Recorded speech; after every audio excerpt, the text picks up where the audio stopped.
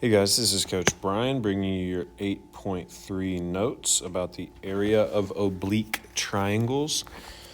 So a couple reminders before we get started. First of all, oblique just means that it is a non-right triangle. So it's not a triangle that you're used to working with a nice clean 90-degree angle in there.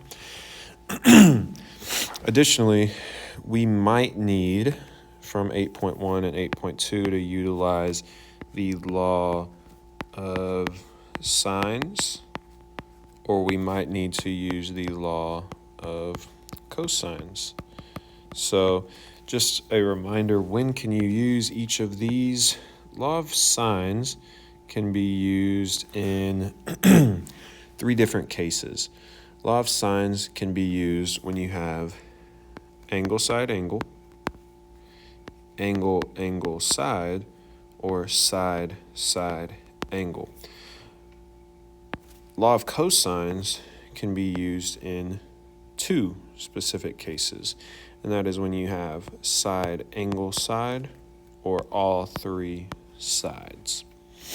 Now, that's just a reminder because you might need to use one of those in order to find the area of oblique triangles. You might need to find that. Now, an oblique triangle does not have a right angle. And so if you remember, when we do have a right triangle,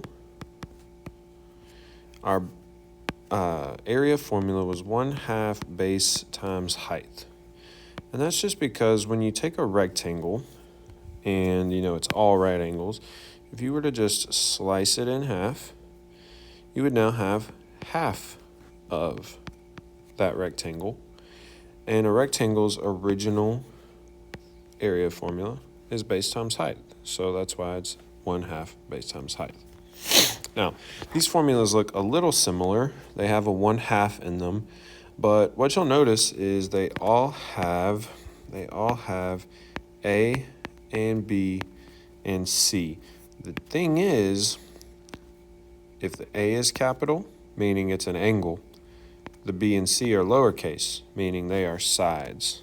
Let me make that look better, okay? If the B is capital, that means it's an angle, and you have sides A and C. But if the C is capital, that means you have sides A and B. And the way this will work out, I'll color code these so that they align. Right here in the first one, I have angle A. See how if I have this angle along with side B and side C, that is a angle, side, angle combo right there. Or excuse me, side, angle, side. Said that backwards. And now, keeping with my color coding with the green, if I have angle B up here, see how the two sides that form that angle are C and A, C and A. And then lastly, angle C, if I'm looking down here at angle C, the sides that create or form angle C are A and B. A and B. So as long as I have that information, a side angle side piece of information, I can find the area of an oblique triangle. Now, if I don't have that information, I might have to use law of sines or cosines in order to find it. Now, here's how the formula works. You take the first side, multiply it by the second side, multiply all of that by 1/2 or divide it all by 2, and multiply by the sine of the included angle. Included, think about it, if it's side angle side, it's because it's squeezed into the middle of those two sides. That's what we mean when we say included angle. Now, this next step says draw 3 triangles with sides labeled S1 and S2 that illustrate. I'm just going to let my picture up here count for that because I already did that. And what are the 3 options? The 3 options are you could have this corner, you could have this corner, or you could have this corner. That's your 3 options. So you would just draw those 3 things here. 1, 2, 3. Now let's get into some practical application of this area formula. For all of the problems today, we're going to be rounding sides and areas, side lengths and areas, to the nearest thousandth. Then we're going to be rounding angles to the nearest whole degree. The nearest whole degree. So, thousandths and whole numbers. Let's work this out. Let's see what we got. Question number 1 says, find the area of triangle ABC. For this, we need to have side angle side. They give us a side, which is across from C, so that would make it C. And they give us a side that's across from B, that would make it B. And they give us an angle, A. So we have side, angle, side. So because we have side, angle, side, we can immediately get into using our area formula.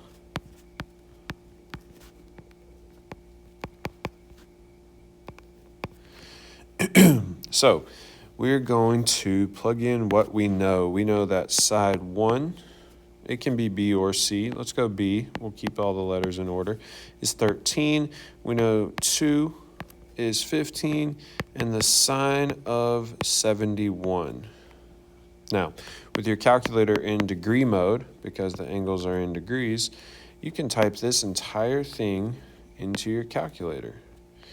And what you should get is that the area of this triangle is 92.188, and we'll just say units because they did not give us the units, squared.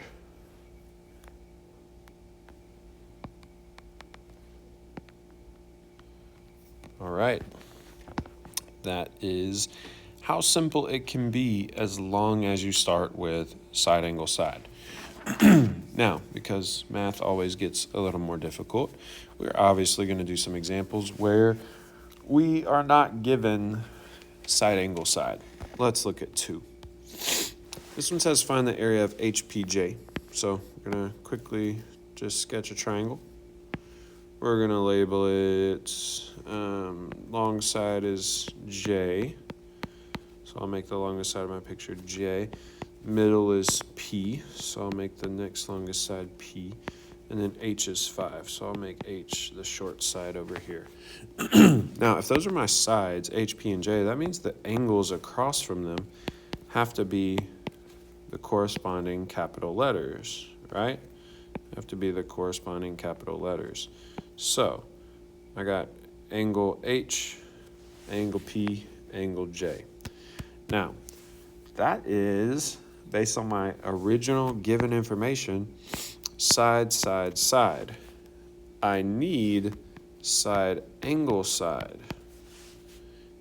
That means I need to find an angle.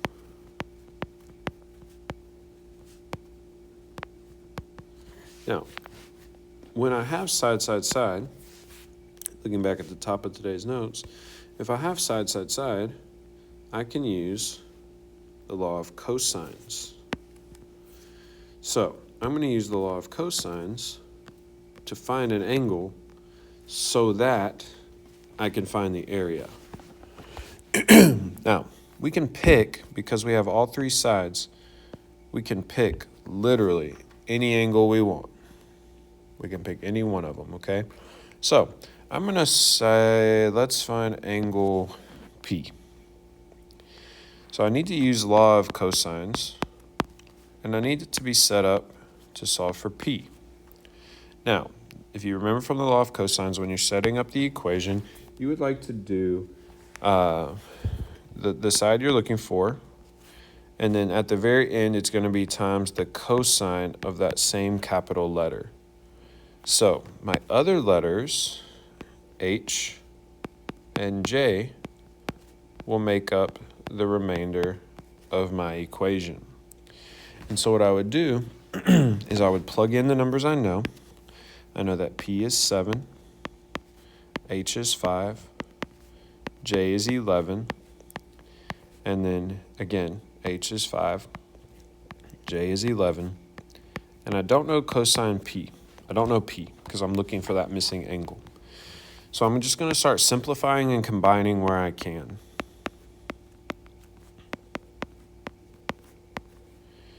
Two times 5 times 10 is 110. And when I get to this step, all I can combine here is these two numbers that are being added.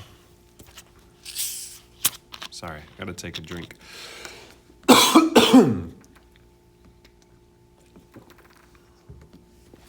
All right, so I've got 49 equals 146 minus 110 cosine p. What a lot of people want to do here is they want to do 146 minus 110. And you can't do that because the 110 and the cosine are being multiplied, which bonds them together.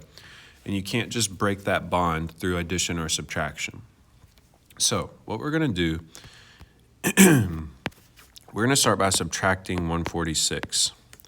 When I subtract 146, that gives me negative 97. Next, like I said, these are being multiplied. So to get rid of the negative 110, or to move it to the other side, I need to divide both sides by negative 110. And then lastly, I've got to get rid of this cosine. So the opposite operation is to find the cosine inverse.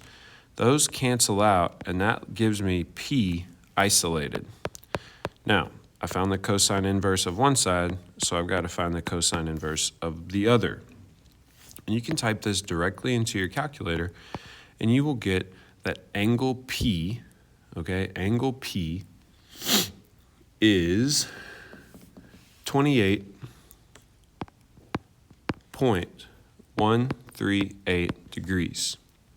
Now, this is an angle, and so we would normally want to round it, but since we're looking for area, let's leave it like this so that we can keep our answer as exact as possible. Now, I know this is going to be annoying, but I'm going to shrink this a little bit because it's taking up so much space on my paper. And I know you can't do that. You've got to use the space you've got. All those other things that my students complain about normally. It's going to be okay. Now, fix that. Erase that. So we've now got this angle, and the last thing we need to do is use our area formula. And so if I've got angle P, now I know it's 28.138, I need to use the two sides that form that angle.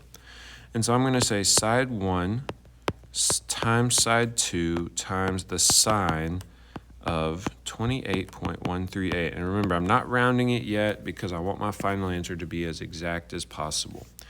And when you type this into your calculator, you get that the area is 12.969 units squared. And that is the final answer. Now, for the you try it, I want you to try it. If you'll notice, it's side, side, side. So you're going to have to do the exact same thing that I just did in example 2. So try it yourself and see if you can master it. Hope this helps. Thank you.